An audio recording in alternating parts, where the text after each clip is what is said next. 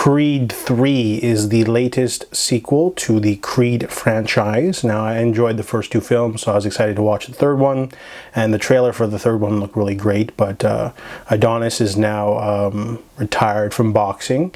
He hasn't boxed for 3 years, and now is manages his own brand and fosters in new champions. He's living in a nice mansion with his wife Bianca and their daughter Amaya, who's deaf. So the three of them are living a very idyllic life. However, someone from Adonis's past comes back.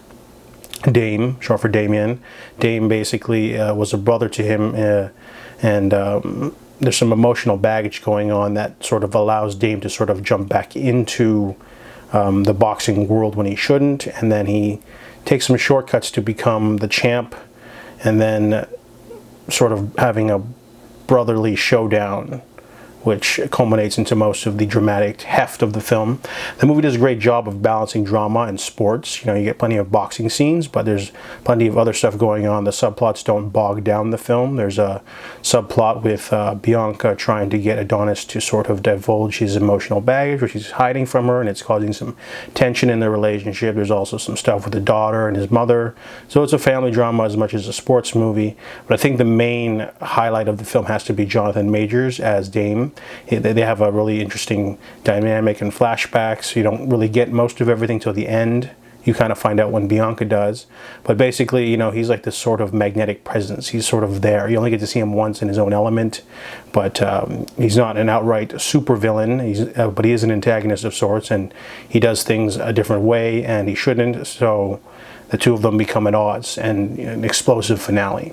So Michael B. Jordan takes the director's reins, and the cinematography is fine. Sometimes it's a little bit awkward in the emotional sequences, but I noticed that he goes for a more experimental choice with one of the finale by having a boxing scene different from normal.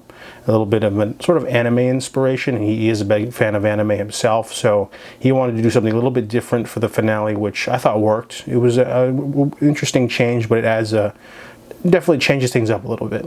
But most of the narrative drive is the bond between the two characters, Dame and Adonis, as they grew up. There's a little bit of social commentary about, things like life in prison and second chances. And I liked how Bianca's side plot also had something to do with her giving up something she loves in order to find a way to, balance work and life and family.